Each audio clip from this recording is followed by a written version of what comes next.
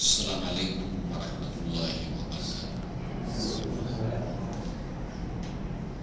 ان الحمد للہ نحمده ونستعینه ونستغفره ونؤمن به ونتوکل علیہ ونعوذ باللہ من شرور انفسنا ومن سیئات اعمالنا من يهده الله فلا مضل له ومن يضلل فلا هادي له واشهد ان لا اله الا الله وحده لا شريك له واشهد ان محمدا عبده ورسوله اما بعد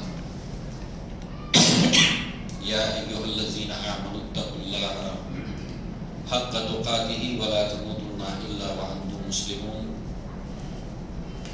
يا ايها الناس اتقوا ربكم الذي خلقكم من نفس واحده وخلق منها زوجها وبث منهما رجالا كثيرا ونساء واتقوا الله الذي تساءلون به والارحام ان الله كان عليكم رقيبا يا ايها الذين امنوا اتقوا الله وقولوا قولا سديدا يصلح لكم اعمالكم ويغفر لكم ذنوبكم ومن يطع الله ورسوله فقد فاز فوزا عظيما فان خير الحديث كتاب الله وخير الهدي هدي محمد صلى الله عليه وسلم وشر الأمور محدثاتها وكل محدثة بدعة وكل بدعة ضلالة وكل ضلالة في النار وقال الله تبارك وتعالى لقد كان لكم في رسول الله أسوة حسنة لمن كان يرجو الله واليوم الآخر وذكر الله كثيرا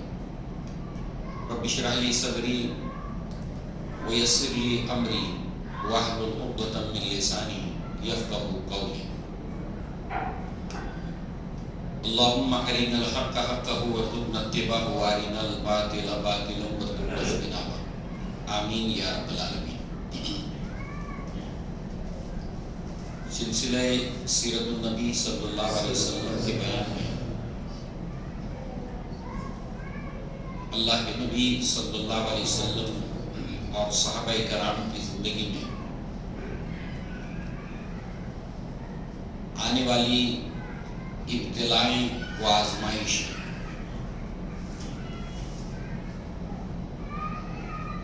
تمام ہی انبیاء اور ان کے ماننے والوں کو یا اسلام کے ماننے والوں کو آزمائشوں سے گزرنا پڑا،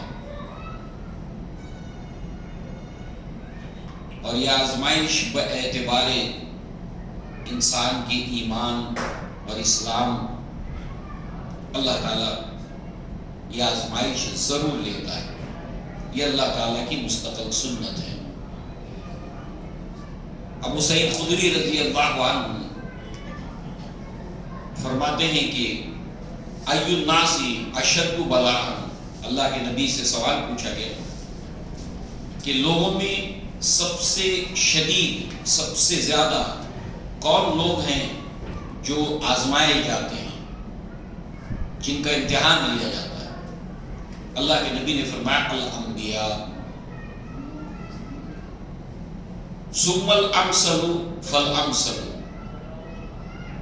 یبتلی الرجل علی حسب دینہ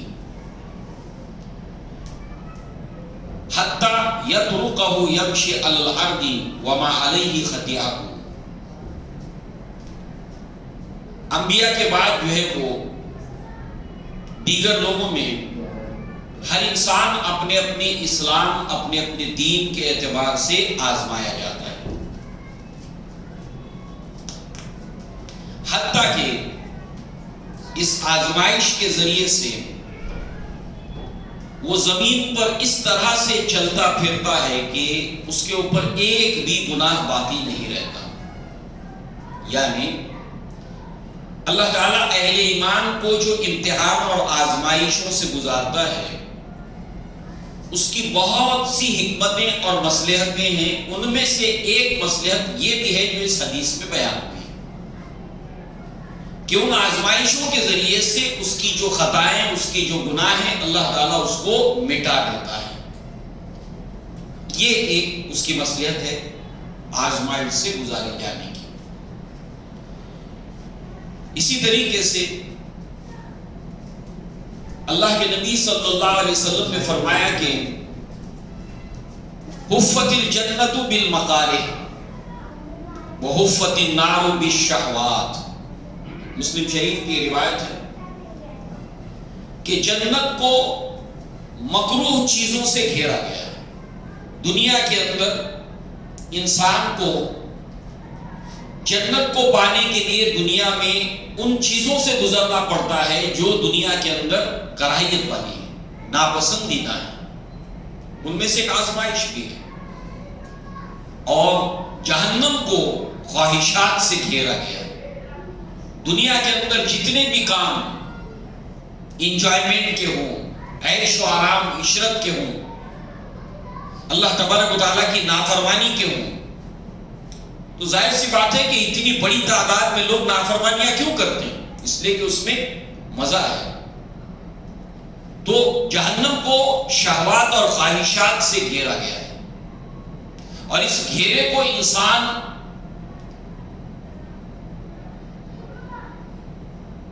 جو مکروہات ہیں اس کو توڑتا ہے اور بالآخر آخرت کے اندر جنت کا وہ حقدار اور مستحق بنتا ہے. ایمان کے یہ تقاضوں میں سے ہے. قرآن میں کئی جگہ اللہ تعالیٰ نے اس کو بیان کیا. اللہ کے نبی صلی اللہ علیہ وسلم نے احادیث میں اس کی وضاحت کی کہ اللہ تعالیٰ اہل ایمان کا امتحان ضرور لیتا ہے. ان میں سے ایک مقام ہے سورہ عنکبوت کا. اللہ نے فرمایا الف لام میم احسب الناس ان یترکوا ان یقولوا آمنا وهم لا یفتنون. لوگوں نے کیا گمان کیا تھا کہ وہ ایسے ہی چھوڑ دیے جائیں گے صرف اتنا کہہ کر کہ ہم ایمان لائے ہیں. ان یقولوا آمنا وهم لا یفتنون, اور ان کو آزمائشوں سے گزارا نہیں جائے گا. وَلَقَدْ فَتَّنَّا الَّذِينَ مِن قَبْلِهِمْ, اس سے پہلے جتنے بھی لوگ ہو گزرے ہیں اہل اسلام اہل ایمان, اللہ تعالیٰ نے انہیں ضرور آزمائشوں سے گزارا. پھر اس آزمائش کا ایک مقصد یہاں بتایا گیا. ایک اس حدیث میں ہم نے دیکھا کئی ہے اس کی مصلحتیں, آزمائش سے گزارے جانے کی کئی مصلحتیں ہیں. یہاں پر ایک اس کی مصلحت بیان ہوئی فَلْيَعْلَمَنَّ اللَّهُ الَّذِينَ صَدَقُوا وَلَيَعْلَمَنَّ الْكَاذِبِينَ, تاکہ اس آزمائش کے ذریعے سے سچا اور جھوٹا پہچانا جا سکے اپنے دعوے ایمان اور دعوے اسلام کے اعتبار سے.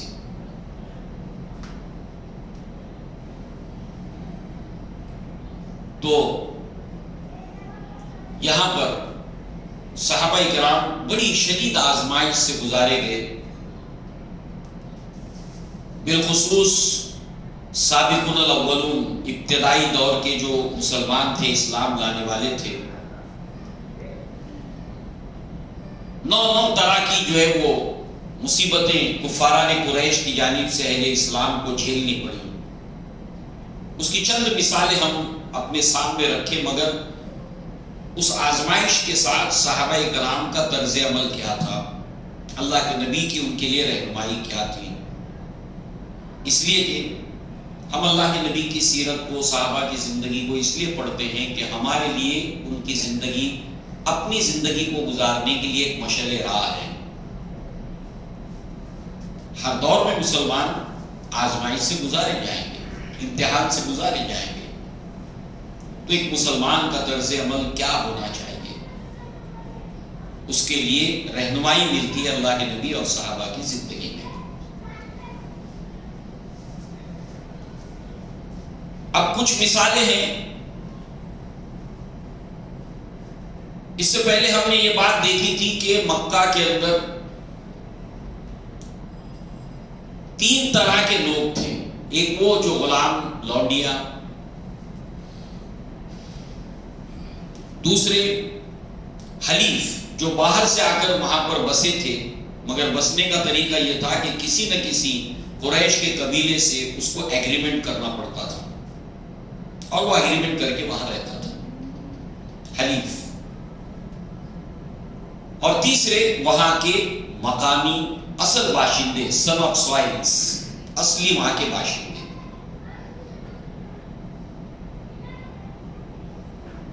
اسلام قبول کرنے والوں کے اندر ان تینوں ہی طبقات سے لوگ موجود تھے۔ اللہ کے نبی کے پیغام کو قبول کر کے ایمان اور اسلام میں داخل ہونے والوں میں غلام بھی تھے، لونڈیاں بھی تھیں، حنیف بھی تھے، اور آزاد وہاں کے اصل باشندے بھی تھے۔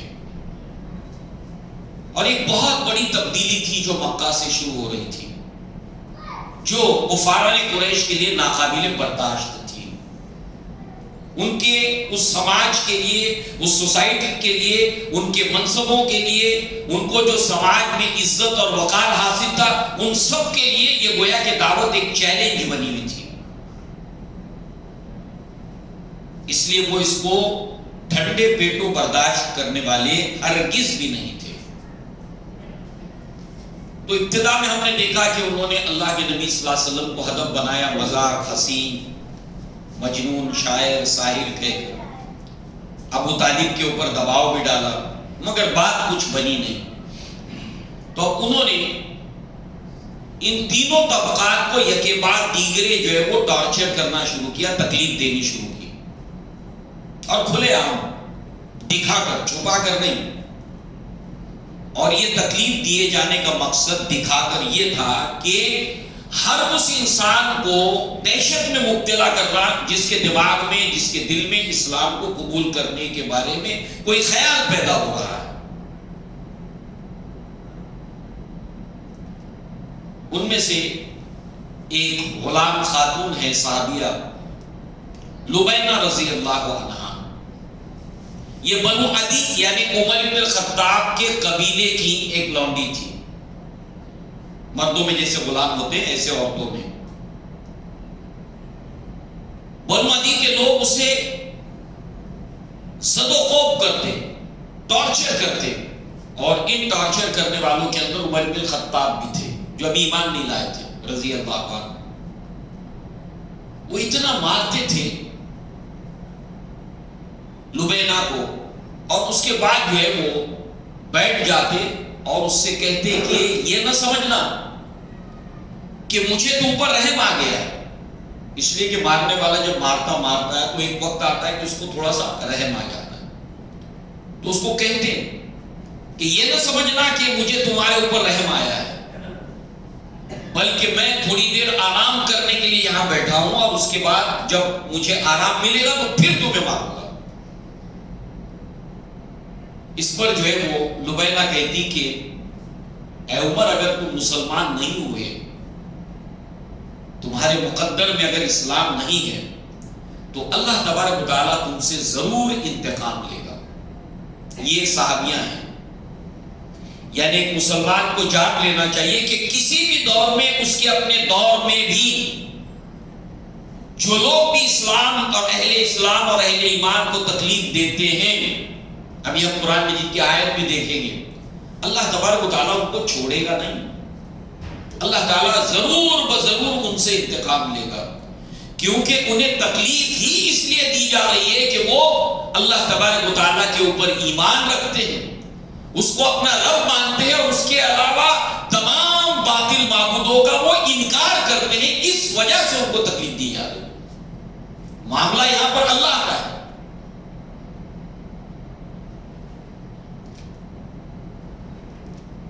دوسری ایک صحابیہ ہے زنیرہ، یہ بھی بنو عدی کی ایک لونڈی تھی۔ ان کو اتنا ٹارچر کیا گیا، اتنا مارا گیا کہ ان کی آنکھوں کی بصارت چلی گئی، آنکھوں کی بینائی اور روشنی چلی گئی۔ ابو جہل اس سے کہتا کہ لات اور عزا کی وجہ سے تمہاری آنکھیں چلی گئی ہیں۔ ان کی ثابت قدمی ہی نہیں یہاں پر، بلکہ اسلام کو لے کر اتنا تکلیف دیے جانے کے باوجود ان کے حوصلے اور ہمت کو آپ دیکھیے۔ جب ابو جہل اور دوسرے لوگ یہ کہتے ہیں کہ لات اور عزا کی وجہ سے تمہاری آنکھوں کی روشنی چلی گئی ہے، بینائی چلی گئی ہے کہ تم دیکھنے سے قاصر ہو، اس پر وہ کہتی لات اور عزا کی کیا حیثیت ہے، لات اور عزا کی کیا اوقات ہے، یہ تو یہ بھی نہیں جانتی ہے بت لات اور عزا کہ جو ان کی عبادت کی جا رہی ہے کہ کون کون اس کی عبادت کر رہا ہے یہ بھی نہیں جانتے. قرآن میں دراصل ایک مقام کے اوپر قریش کے سامنے یہ فکر اور سوچ کے لیے یہ نقطہ رکھا گیا ہے کہ جو لوگ اللہ تعالیٰ کو چھوڑ کر باطل معبودوں کو پکارتے ہیں وہ معبود جانتے تک نہیں ہے کہ کون ان کو پکار رہا ہے اور یہ پاگل لگے ہوئے اسی کے اندر. تو یہاں پر یہی وہ کہتی ہیں کہ یہ بت جانتے تک نہیں ہے کہ ان کی کون عبادت کرتا ہے. کہتی ہیں کہ یہ حکم آسمان سے ہے جو میری آنکھوں کی بینائی چلی گئی ہے اور اللہ تبارک و تعالی اس بات پر قدرت رکھتا ہے کہ وہ میری آنکھوں کی بینائی کو دوبارہ لوٹا دے. جب زنیرہ سو جاتی ہیں صبح میں جب بیدار ہو جاتی ہیں تو ان کی آنکھوں کی روشنی دوبارہ چلی آتی ہے. اس پر انہوں نے یہ پھیلایا کہ محمد صلی اللہ علیہ وسلم کے یہ جادو کا اثر ہے کہ ان کی بینائی جو ہے وہ چلی آئی ہے واپس. اس طرح سے یہ اللہ تبارک و تعالیٰ کی قدرت اس کو تسلیم کرنے کی بجائے اس کو سحر سے جوڑ دیتے تھے. بہرحال ان غلاموں کے اوپر ہوتا ہوا ظلم دیکھ کر صحابہ کرام خاموش رہے؟ اللہ کے نبی خاموش رہے؟ نہیں، بلکہ اسی وقت مکہ کے اندر ایسے صحابہ کرام جو صاحب ثروت تھے، مالدار تھے، انہوں نے اپنا پیسہ لگا کر ان غلاموں کو، ان لوٹیوں کو جنہوں نے اسلام قبول کیا تھا اور اسلام قبول کیے جانے کی وجہ سے انہیں تکلیفیں دی جا رہی تھی، ان کو آزاد کیا اپنا پیسہ لگا کر. اور ان میں سب سے سر فہرست ابو بکر صدیق تھے. ابھی ہم نے جن دو لوٹیوں کا ذکر سنا ہے ان دونوں کو ابو بکر صدیق نے آزاد کرایا اپنا پیسہ لگا کر. یہ کامیاب تاجر تھے، مالدار تھے، صاحب ثروت تھے، اور جب کبھی بھی کوئی صحابی رسول کسی غلام یا کسی لونڈی کو آزاد کرنے کے لیے اس کے مالک سے گفتگو کرتا تو اس وقت اس کا مالک خوب اس کا جو ہے وہ دام دوگنا تیگنا خوب بڑا چڑھا کر کے انہوں نے بہرحال اس کو آزاد کرانا ہے. مگر ان صحابہ کرام نے اس بات کی پرواہ نہیں کی. ظاہر سی بات ہے کہ ہمیں یہ کیا نصیحت ملتی ہے کہ ایک مسلمان اسلام کی وجہ سے، دین کی وجہ سے اگر تکلیف دیا جائے دنیا کے کسی بھی خطے میں تو مسلمان کو اس کو لے کر درد اور تکلیف ہونی چاہیے. کیونکہ مسلمان، تمام مسلمانوں کی مثال ایک جسد واحد کی طرح ہے کہ کسی بھی جسم کے حصے میں اگر کوئی تکلیف ہوتی ہے تو صرف وہی حصہ تکلیف محسوس نہیں کرتا بلکہ پورا کے پورا جسم اس سے تکلیف کو محسوس کرتا ہے. کم سے کم انسان کیا کرے؟ اپنے ان مسلمان بھائیوں کے لیے اللہ تعالیٰ سے دعا کرے، انہیں بھولے نہ. دشمنان اسلام کی نظر میں ان کا قصور کیا ہے؟ ان الذین قالوا ربنا اللہ ثم استقاموا، وہ لوگ جنہوں نے کہا کہ ہمارا رب اللہ ہے اس کے اوپر جم گئے. تو اس نسبت سے جو کچھ بھی ہو سکتا تھا وہاں پر ہم دیکھتے ہیں کہ صحابہ کرام نے اپنے پیسے کو لگا کر چاہے جتنے مہنگے دام اس کے دینے پڑے ان سب کو آزاد کرایا.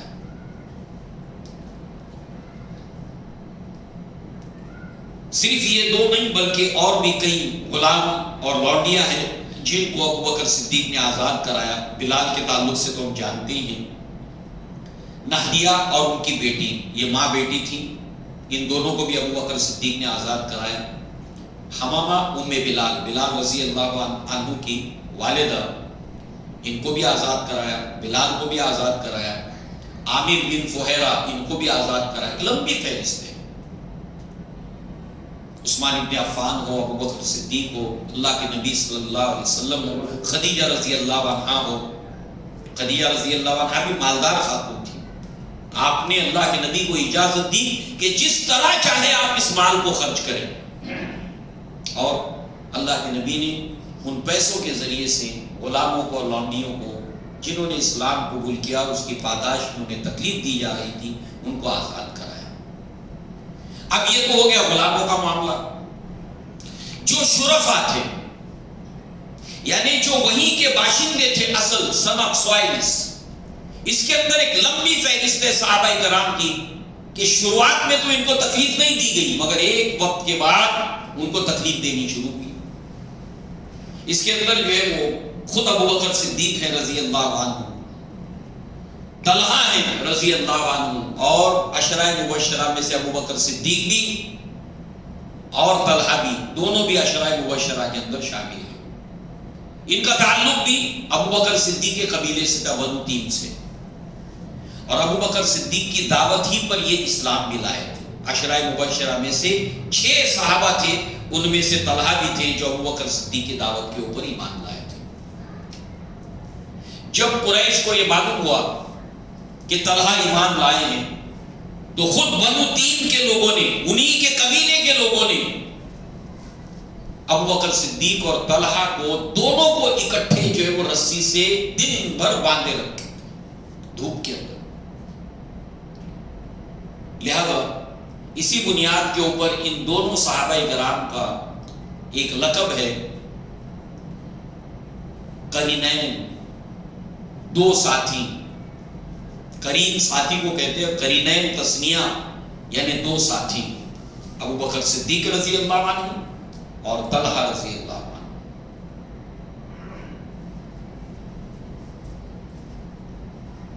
جو شخص سب سے زیادہ تکلیف دینے میں آگے تھا ابو بکر صدیق کو اور طلحہ کو، نفیل بن خویلد، اللہ کے نبی صلی اللہ علیہ وسلم نے دعا کی، اللہم اکفنا شر ابن العدویہ۔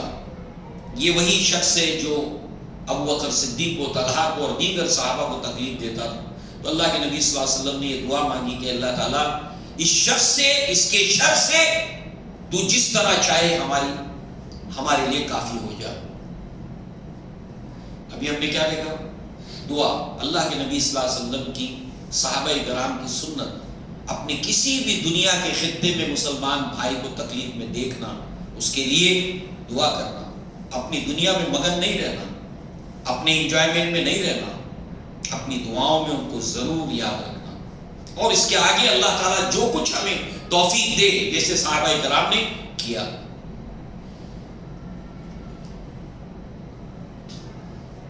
جس وقت صحابہ کرام ابتدائی دور کے اندر 38 سے لے کر 40 تک صحابہ کرام کی تعداد تھی جو اسلام میں داخل ہوئے تھے،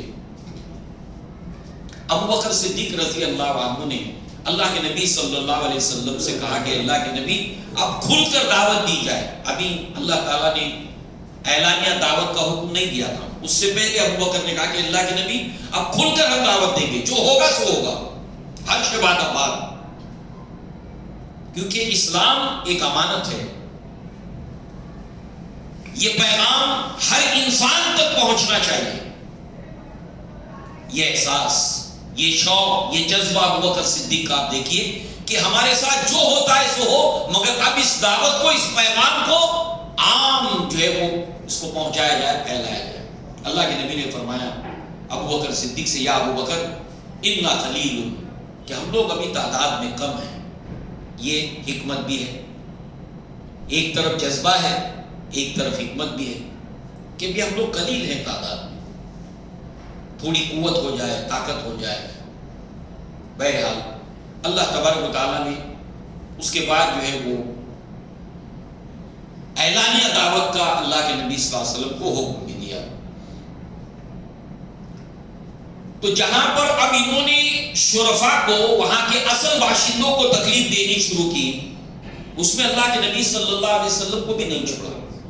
اللہ کے نبی صلی اللہ علیہ وسلم حرم کے اندر نماز پڑھ رہے، اور کفاران قریش میں سے ایک بدبخت آتا ہے اللہ کے نبی صلی اللہ علیہ وسلم کے گلے میں کپڑا ڈالتا ہے اور اس کو اینٹنے لگتا ہے، حتیٰ کہ اللہ کے نبی کی رگیں تن جاتی ہیں، آنکھیں ابل آتی ہیں، اور ایک شخص جا کر ابو بکر وہاں قریبی ہیں ان کو کہتا ہے کہ اللہ کے نبی کے ساتھ یہ ہو رہا ہے۔ ابو بکر صدیق بھاگے بھاگے آتے ہیں، سب کو علیحدہ کر کے اللہ کے نبی صلی اللہ علیہ وسلم کو ان سے بچاتے ہیں اور یہ کہتے ہیں اتقتلون رجلا ان یقول ربی اللہ، کیا تم ایک شخص کو صرف اس لیے قتل کیا چاہتے ہو کہ وہ کہتا ہے کہ میرا رب اللہ ہے؟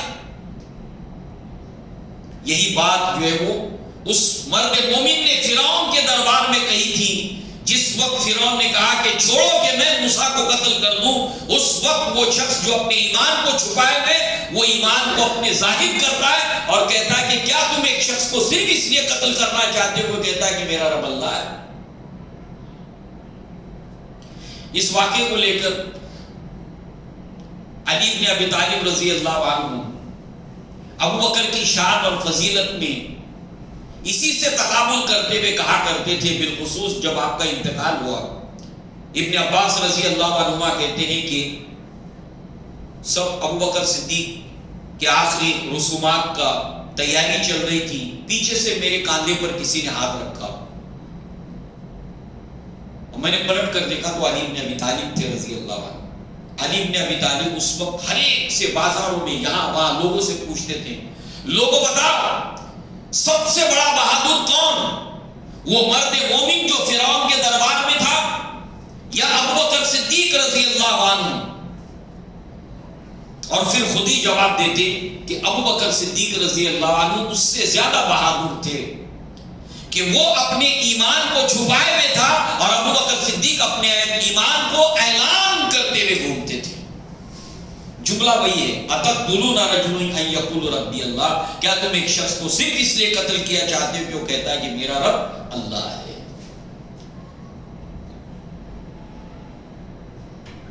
اب آئیے عثمان بن عفان رضی اللہ عنہ جب یہ ایمان لائے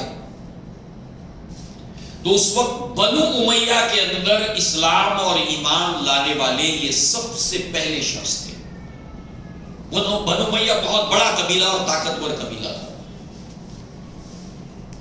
اس قبیلے میں سے سب سے پہلے ایمان لانے والے عثمان بن عفان تھے رضی اللہ عنہ۔ اب ان کے چچا نے کھجور کی چٹائی کے اندر لپیٹ کر انہیں الٹا ٹانگ دیا جاتا تھا اور نیچے سے مرچی کی دھنی کی جاتی تھی، اور یہ عمل بار بار دن میں کئی بار کیا جاتا تھا، مگر عثمان بن عفان ثابت قدم رہے۔ آپ کے قبیلے کے لوگوں نے بہت تکلیف دی عثمان بن عفان کو۔ اللہ کے نبی صلی اللہ علیہ وسلم نے ان کی دلجوئی بھی کرتے ہوئے اپنی بیٹی رقیہ رضی اللہ عنہا سے ان کا نکاح کیا۔ اب یہاں پر آپ دیکھیے کہ اس کا نتیجہ یہ نکلا کہ بنو امیہ کے قبیلے کے لوگوں میں اسلام کے لیے محبت پیدا ہوئی۔ اس قبائلی نظام میں یہ بہت اہمیت کی بات تھی، یعنی جو لوگ اسلام قبول کرتے تھے، اسلام قبول کرنے کے نتیجے میں انہیں جو تکلیفیں دی جاتی تھیں، تو اللہ کے نبی اور صحابہ نے کیا کیا کیا؟ تو اللہ کے نبی نے اپنی بیٹی کا نکاح عثمان بن عفان سے کیا۔ نتیجے کے اندر بنو امیہ کے قبیلے کے لوگوں کے اندر دل میں نرمی پیدا ہو۔ جب رشتہ جڑ جاتا تھا ایک قبیلے کا دوسرے قبیلے کے ساتھ میں، تو اس کی وجہ سے دشمنیاں ختم ہو جاتی تھیں، اور اس طریقے سے جو ہے وہ اسلام کے لیے بنو امیہ کے لوگوں میں محبت پیدا ہوئی، اور اس کے بعد گویا کہ بنو امیہ میں سے لوگ اسلام کی طرف آنے شروع ہو گئے۔ مصعب ابن عمیر رضی اللہ عنہ یہ وہ صحابی رسول ہیں کہ جو ان کی زندگی کا وہ دور جوانی کا بہت ہی ایک مثالی، اور ہر نوجوان اس طرح کی زندگی کا خواب دیکھتا ہے، یعنی مہنگے سے مہنگے کپڑے پہنتے تھے، ان کی خوشبو ایک سے بڑھ کر ایک لگاتے تھے، حضرمی جوتے یعنی یہ برانڈڈ جوتے تھے اس وقت کے کہ ہر کوئی نہیں پہن سکتا تھا، برانڈڈ جوتے، برانڈڈ کپڑے، مہنگے سے مہنگا عطر، کہ اگر کسی گلی میں سے کہیں خوشبو آ رہی ہے تو لوگ خوشبو سے پہچان لیتے تھے کہ یہی کہیں سے مصعب ابن عمیر گزرے ہیں. بہت مالدار باپ کے بیٹے تھے. کتابوں میں آتا ہے 200 درہم کا ایک ایک جوڑا پہنتے تھے. ہیئر سٹائل، بال رکھنے کا شوق جو نوجوانوں کو عموماً ہوتا ہے. اسلام قبول کیا. نتیجہ یہ نکلا،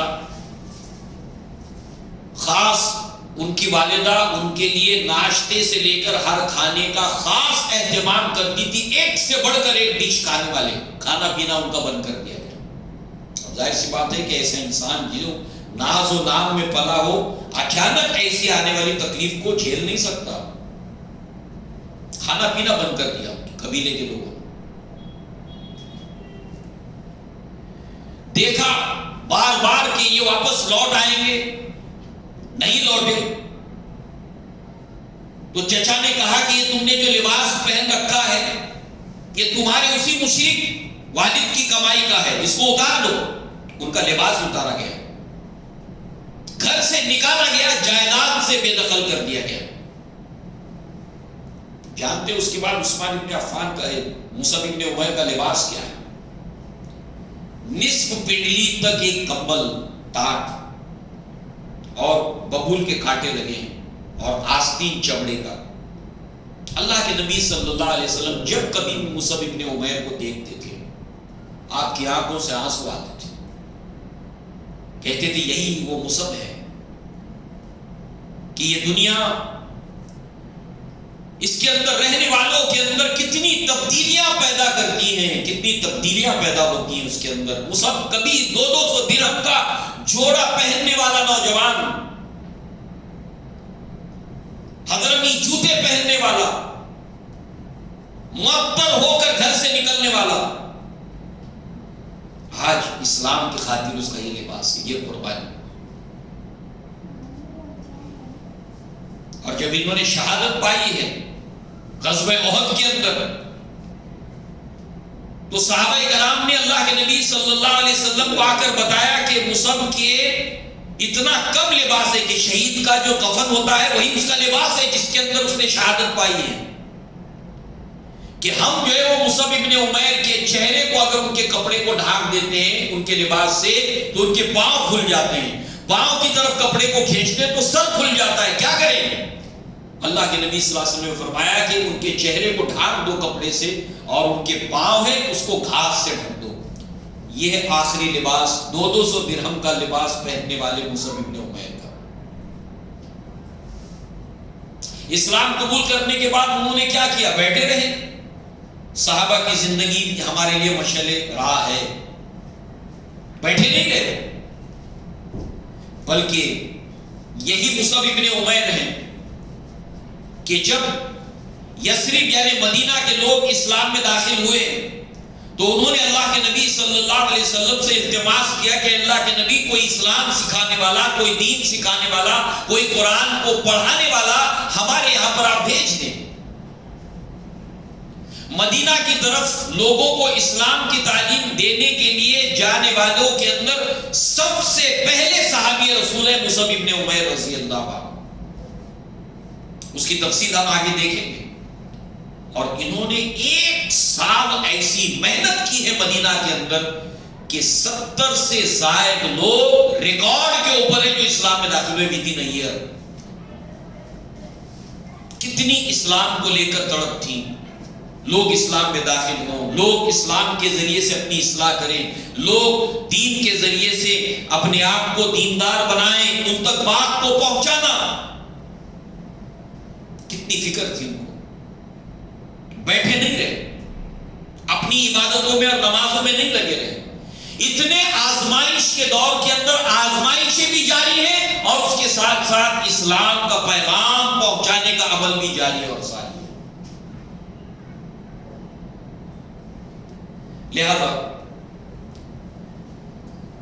آپ کے تعلق سے عبداللہ ابن مسعود رضی اللہ عنہ فرماتے ہیں کہ چونکہ وہ بہت زیادہ آئے، آرام کے اندر انہوں نے زندگی گزاری تھی، اب چونکہ تکلیف میں آ گئے تھے، گھر کے اندر سب آرام کا سامان موجود تھا، اب اچانک زندگی میں تکلیفیں آ گئیں، تو بتاتے ہیں کہ مصعب ابن عمیر کی جو کھال تھی وہ افیکٹڈ ہو گئی تھی، متاثر ہو گئی تھی اس سے، اور کھال ایسے ادھڑ گئی تھی جیسے سانپ کی کیچلی ہوتی ہے، سانپ اپنی کیچلی اتارتا ہے، ایسے ادھڑ گئی تھی ان کی کھال، کیونکہ آرام دہ زندگی سے اچانک تکلیف میں آ گئے تھے، مگر سب چیزیں اسلام کی خاطر برداشت کی۔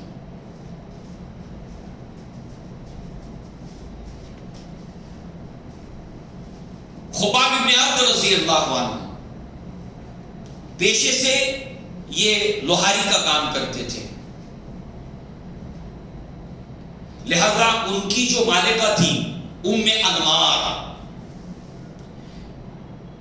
عورت تھی، جب اس کو معلوم ہوا کہ خباب بن عبد اسلام لائے ہیں، ایمان لائے ہیں، تو وہ لوہے کے ٹکڑے کو گرم کرتی تھی، لال کرتی تھی، اور مصعب ابن عمیر کے سر کے اوپر رکھتی تھی۔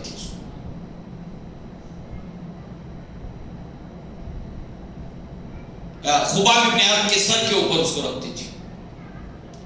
خباب ابن عبد نے اس کی شکایت اللہ کے نبی صلی اللہ علیہ وسلم سے کی، تو اللہ کے نبی صلی اللہ علیہ وسلم نے خباب ابن عبد کے لیے دعا کی۔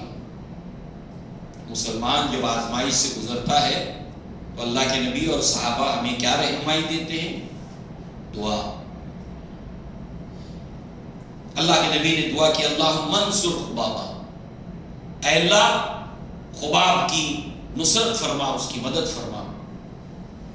اب ہوا یہ کہ ان کی یہ مالکہ ام انمار ایک بیماری میں مبتلا ہوئی، اور وہ بیماری یہ تھی کہ چیختی تھی، وہ جیسے کتا بھونکتا ایسے چیختی چلاتی تھی۔ طبیب نے ان کو جو علاج تجویز کیا وہ داغ لگانے کا، داغ لگا کر بھی جو علاج کیا جاتا ہے، اللہ کے نبی صلی اللہ علیہ وسلم نے اس سے منع کیا۔ بچنے لگانا، ایکو پنچر جس کو کہتے ہیں، یہ اللہ کے نبی کی سنت ہے، مگر داغ دے کر جو علاج دنیا میں کیا جاتا ہے اس زمانے میں بھی ہوتا تھا، اللہ کے نبی نے اس سے منع کیا۔ تو طبیب نے داغ لگوانے کے لیے کہا، تو اب ہوا یہ کہ وہ خباب بن عبد سے کہتی تھی، تو خباب بن عبد جو ہے وہ اس کو ان کو جو ہے وہ جو کل تک خباب بن عبد کو جو ہے وہ آگ سے جو ہے وہ سر پہ رکھتی تھی انگارہ، آج جو ہے وہ اس کے لیے اللہ تعالیٰ نے اس کو اس پریشانی میں مبتلا کر دیا۔ اللہ رب العزت اہل ایمان کی نصرت کرتا ہے، مایوس نہیں ہونا چاہیے، اور یہ آزمائش مسلمان اس سے ہر دور میں گزارا جاتا ہے۔ افحاسبتم ان تدخلوا الجنہ، تم نے کیا گمان کیا تھا کہ جنت میں ایسے ہی داخل ہو جاؤ گے؟ اللہ تعالیٰ تمہارا امتحان نہیں لے گا۔ مسلمانوں کے علاوہ، اسلام کے علاوہ کون سی قومیں دنیا کے اندر ہے کہ جن کو ان کے مذہب کی وجہ سے سب سے زیادہ پرتاڑت کیا گیا دنیا میں؟ اللہ کی سنت ہے، اور اس کے پیچھے اللہ کی مصلحتیں بلا وجہ نہیں ہیں، کچھ اہل ایمان کے مفاد میں ہے، دنیا اور آخرت کے اندر، دنیا کے اندر اسلام کے مفاد کے اندر ہے، مگر اس کے لیے ایک وقت گزرتا ہے، ایک وقت جاتا ہے۔ لمبی فہرست ہے کہ اس کے پیچھے کیا کیا مصلحتیں ہیں اللہ تعالیٰ کی۔ خباب بن عبد کو آگ میں جلا کر، کوئلے جلا کر جو ہے وہ ان کو پیٹھ کے بل جو ہے اس کے اوپر لٹایا جاتا، حتیٰ کہ ان کی کھال جل چکی تھی، گوشت جل چکا تھا، ہڈیاں پیٹ کی نظر آتی تھی، اور اس چربی سے وہ آگ بجھتی تھی۔ اتنا ان کو زد و کوب اور اتنا ان کو ٹارچر کیا گیا تھا خباب بن عبد رضی اللہ عنہ۔ آپ خود کہتے ہیں کہ ما عالم احد من اصحاب النبی صلی اللہ علیہ وسلم لقی من البلاء ما لقیتو، کہتے ہیں کہ جتنی تکلیف مجھے دی گئی ہے اسلام کے نتیجے کے اندر، کسی صحابی رسول کو اتنی تکلیف نہیں دی گئی۔ اور دوسرے صحابی بھی یہ بات کہتے ہیں کہ بہت خباب بن عبد کو تکلیف دی گئی، اتنا ٹارچر کیا گیا، آگ کے اوپر لٹایا گیا۔ اسی طریقے سے عاص بن وائل، اس نے خباب ابن ارد سے کام کرایا تھا، اب وہ پیمنٹ کرنا تھا۔ جب مطالبہ کیا خباب ابن ارد نے کہ تم نے مجھ سے کام کرایا، میرا پیسہ دے دو، مزدوری دے دو، تو عاص بن وائل جو ہے وہ کہتا ہے کہ دوبارہ یہ خیال ہے نا کہ مرنے کے بعد دوبارہ زندہ کیا جائے گا، پھر وہاں پر جو ہے وہ جنت کی نعمتوں کے اندر جو ہے وہ انعامات ملیں گے، ریشم کے کپڑے ملیں گے، سونا زیورات یہ سب ملے گا؟ کہاں ضرور۔ تو کہا کہ دنیا میں مجھے یہ سب ملا ہے، مال دولت اسباب، اور مرنے کے بعد بھی میں یہ دیا جاؤں گا، تو لہذا اس وقت تمہارا ادھار میں لوٹا دوں گا، تمہاری مزدوری اس وقت لوٹا دوں گا، یا تو تم دین اسلام کو چھوڑ دو۔ کس طرح سے ٹارچر کیا گیا اکنامکلی، معاشی طور پر۔ بہرحال اس کے بعد خباب بن ارد رضی اللہ عنہ صحابہ کرام کی ایک چھوٹی سی جماعت کے ساتھ اللہ کے نبی صلی اللہ علیہ وسلم کو تلاش کرتے ہوئے آتے ہیں۔ خانہ کعبہ میں اللہ کے نبی صلی اللہ علیہ وسلم موجود ہیں، اور اللہ کے نبی سے کہتے ہیں کہ اللہ کے نبی آپ ہمارے لیے دعا نہیں کرتے، اللہ تعالیٰ سے ہمارے نصرت کے لیے آپ دعا کریں۔ اللہ کے نبی صلی اللہ علیہ وسلم نے جب دیکھا، اللہ کے نبی نے ناراضگی کا اظہار کیا۔ سوچیے، اور اس وقت اللہ کے نبی نے فرمایا کان الرجل فی من قبلکم، تم سے پہلے ایسا بھی ہوتا تھا کہ ایک آدمی کو لایا جاتا تھا، یغفر له فی الارض، زمین کے اندر آدھا گڑا کر کے اس کے اندر اس کو رکھا جاتا تھا، فیجعل فی، اس کے اندر اس کو رکھا جاتا تھا، فیجعل بالمنشار، اور پھر اس کے بعد سر کے اوپر آلی رکھ کر اس کو دو حصوں کے اندر الگ کیا جاتا تھا، کاٹ دیا جاتا تھا اس کو آلی کے ذریعے سے۔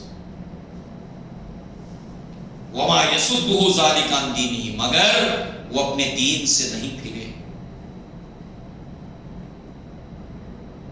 ایسا بھی ہوتا تھا کہ لوہے کی کنگھی سے ان کے گوشت کھال سب کو نوچ دیا جاتا تھا، حتیٰ کے اندر سفید ہڈیاں دکھائی دیتی تھی ان کی، مگر وما یصدہ ذلک عن دینہ، مگر وہ دین سے پھرے نہیں۔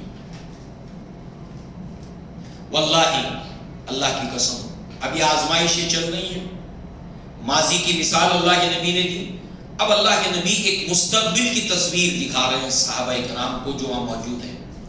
واللہ، اللہ کی قسم، لَيُتِمَّنَّ هَذَا الْأَمْرُ حَتَّى يَسِيرُ الرَّاكِبُ مِنْ صُنْعَاءَ إِلَى حَضْرِ مَوْتٍ لَا يَخَافُ إِلَّا اللَّهَ أَوِ الذِّئْبَ عَلَى غَنَمِهِ وَلَكِنَّكُمْ تَسْتَعْجِلُونَ۔ بخاری، ترمذی اور دیگر کتب احادیث میں یہ واقعہ موجود ہے۔ اللہ کی قسم، وہ وقت آ کر رہے گا کہ اس دین کا معاملہ اس جگہ تک پہنچے گا، اس مقام تک پہنچے گا کہ ایک راکب، ایک سوار، وہ صنعاء سے لے کر حضر موت تک سفر کرے گا، درمیان میں کتنا ویرانہ ہے، مگر اس کو کوئی خوف نہیں ہوگا۔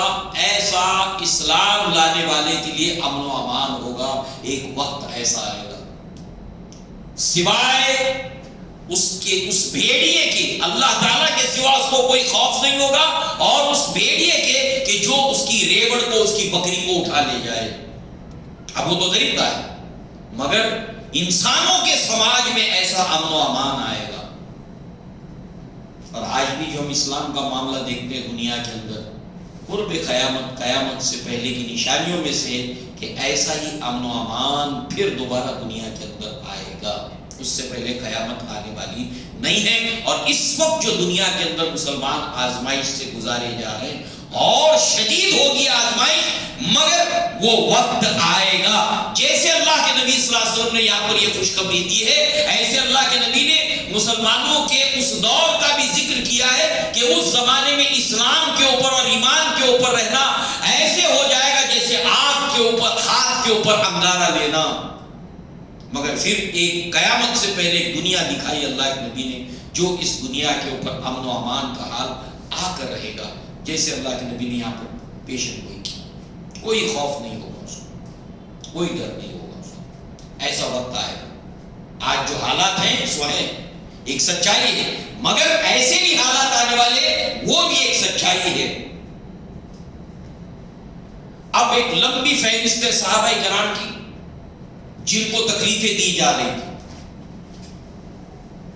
ان میں صہیب رومی ہے رضی اللہ عنہ، زبیر ابن عوام ہیں رضی اللہ عنہ. زبیر ابن عوام عشرہ مبشرہ میں سے، سعد ابن ابی وقاص ہیں، یہ بھی عشرہ مبشرہ میں سے، عبداللہ ابن مسعود ہیں رضی اللہ عنہ، خالد بن سعید ہیں رضی اللہ عنہ، عثمان ابن مظعون ہیں رضی اللہ عنہ، ابو فقیہہ ہیں رضی اللہ عنہ. لمبی فہرست ہے صحابیات کی بھی، عورتوں کی بھی اور مردوں کی بھی، جن کو اللہ کی راہ میں تکلیفیں دی گئی.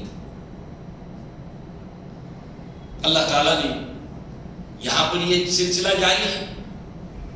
اس کے ساتھ ساتھ اللہ تعالیٰ نے جو لوگ مسلمانوں کو تکلیف دے رہے ہیں، اللہ تعالیٰ نے قرآن مجید میں ان کے تعلق سے بھی ان کو وارن کیا گیا. ام حسب الذین یعملون السیئات، کہ وہ لوگ کیا گمان کرتے ہیں، جیسے اہل ایمان سے کہا گیا افحسبتم ان تدخلوا الجنہ، تم نے کیا حساب لگایا، کیا گمان لگایا، صرف اتنا کہہ کر کے ہم ایمان لائے چھوڑ دیے جاؤ گے، ہم تمہارا امتحان نہیں لیں گے. بالکل ایسے ہی ان تمام کفار اور مشرکین سے جو مسلمانوں کو تکلیف دے رہے تھے اسلام کی وجہ سے، اللہ پر ایمان لانے کی وجہ سے، ان سے کہا جا رہا ہے ام حسب الذین یعملون السیئات، کہ وہ لوگ کیا گمان کرتے ہیں جو اہل ایمان کو تکلیف دے رہے ہیں، جو ان کے ساتھ برائیاں کر رہے ہیں، ان یسبقون ساء ما یحکمون، وہ کیا گمان کرتے ہیں کیا وہ اللہ تبارک و تعالیٰ کی پکڑ سے بچ جائیں گے؟ ہرگز نہیں، ہرگز نہیں، ہرگز نہیں. ان اللہ لا یحب الظالمین، اللہ تعالیٰ ظالموں کو محبوب نہیں رکھتا. مگر یہ اللہ تعالیٰ کی ایک سنت ہے، اللہ کی ایک مصلحت ہے، اللہ کا ایک پلان ہے جس کے تحت یہ ساری چیزیں ہو رہی ہیں. ورنہ یہ وہ گمان نہ کریں جو مسلمانوں کو تکلیف دیتے ہیں کہ ان کا یہ تکلیف دیا جانا ان کا کوئی کھلے بندوں ان کی کوئی پکڑ دھکڑ نہیں ہوگی. ضرور ان کی پکڑ ہوگی، بچنے والے نہیں ہیں. اللہ کی پکڑ سے، اللہ کی گرفت سے وہ بچنے والے نہیں ہیں. یہ سلسلہ 5 سال تک چلتا رہا مکی دور کے اندر، اور 5ویں سال کے اندر ایک ٹرننگ پوائنٹ آتا ہے، بہت ہی اہم ٹرننگ پوائنٹ. اللہ کے نبی صلی اللہ علیہ وسلم ان تمام صحابہ کرام کو جو تکلیف دیے جا رہے تھے، اللہ کے نبی نے فرمایا تفرقوا فی الارض، اللہ کی زمین میں پھیل جاؤ. صحابہ نے پوچھا اللہ کے نبی کس زمین کی طرف ہم جائیں؟ اللہ کے نبی نے فرمایا اِنَّا بِأَرْضِ الْحَبْشَةِ، حبشہ کی سرزمین کی طرف، یوتھوپیا جس کو آج کہا جاتا ہے. مَلِكًا لَا يَظْلَمُ أَحَدٌ عِنْدَهُ، وہاں کا جو بادشاہ ہے وہ انصاف پسند بادشاہ ہے، اس کی مملکت کے اندر کسی کے اوپر ظلم نہیں کیا جاتا.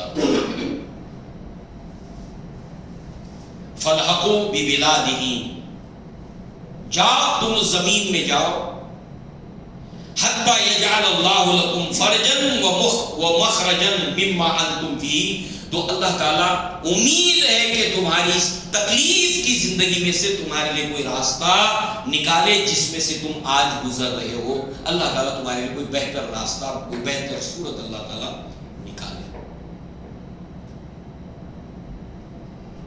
اب ہجرت حبشہ کے لیے اللہ کے نبی صلی اللہ علیہ وسلم نے اس زمین کا انتخاب کیا. اس کے اسباب کیا ہیں؟ اس حدیث کے اندر ہی معلوم ہوتا ہے. نمبر 1، وہ بادشاہ انصاف پسند ہے، ظالم نہیں ہے. دوسرے یہ ہے کہ حبشہ کے لوگ مذہباً عیسائی تھے، اور اللہ تعالیٰ نے نصارہ کے بارے میں بتایا، یہود کے بارے میں بتایا، مشرکین 3 قوموں کے بارے میں اللہ تعالیٰ نے بتایا. اسلام کی شدید دشمنی کے اندر، مسلمانوں کی شدید دشمنی میں تم دو لوگوں کو پاؤ گے، دو قوموں کو پاؤ گے، ایک یہود اور دوسرے مشرکین۔ اسلام سے نفرت کرنے میں سب سے زیادہ ان دو قوموں کو پاؤ گے، شدید۔ اور وَلَتَجِدَنَّ أَقْرَبَهُمْ مَوَدَّةً لِلَّذِينَ آمَنُوا قَالُوا إِنَّا نَصَارَىٰ، اور تم مسلمانوں کے لیے نرم گوشہ پاؤ گے ان لوگوں کو جو کہتے ہیں اپنے آپ کو نصارہ، عیسائی۔ دوسری وجہ حبشہ کی طرف جانے کی، اور ان نصارہ کے اندر قسیسین ہیں۔ قسیسین کہتے ہیں کہ جو عبادت گزار عالم ہو، عالم بھی ہے، عبادت گزار بھی ہے۔ ورہبان، اور درویش، دنیا کو جنہوں نے تج دیا، دنیا کی رغبت کو اپنے دلوں سے نکال دیا۔ آج بھی آپ دیکھیے کہ جو کچھ فلسطین میں ہو رہا ہے، رہ رہ کر جو لوگ اس کے خلاف آواز اٹھاتے ہیں نصارہ میں سے، وہ قسیسین اور رہبان آپ کو نظر آتے ہیں۔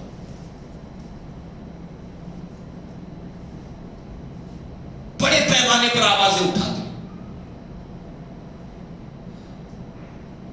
تو ایک مصلحت اس سرزمین کے انتخاب کی کہ وہ اہل کتاب میں سے نصارہ کی سرزمین تھی، بادشاہ بھی عدل و انصاف والا تھا۔ اسی کے ساتھ ساتھ جب یہ لوگ تجارت کرتے تھے اس علاقے کے اندر، تو اس علاقے میں بڑا امن و امان پاتے تھے تجارت کرتے ہوئے کفاران قریش، عرب لوگ، اور اس کے ساتھ ساتھ جو ہے وہ انہیں بہت وافر مقدار کے اندر تجارتی فائدہ یہاں پر ہوتا تھا۔ ظاہر سی بات ہے مکہ سے جب وہاں نکل کر جا رہے ہیں تو کچھ کام دھام بھی کرنا پڑے گا، تو اس اعتبار سے بھی کہ وہ سرزمین امن و امان والی سرزمین کی، لوٹ مار وہاں پر نہیں تھی، لہذا کاروبار تجارت بھی وہ وہاں پر جا کر سکے، اور صحابہ نے کیا۔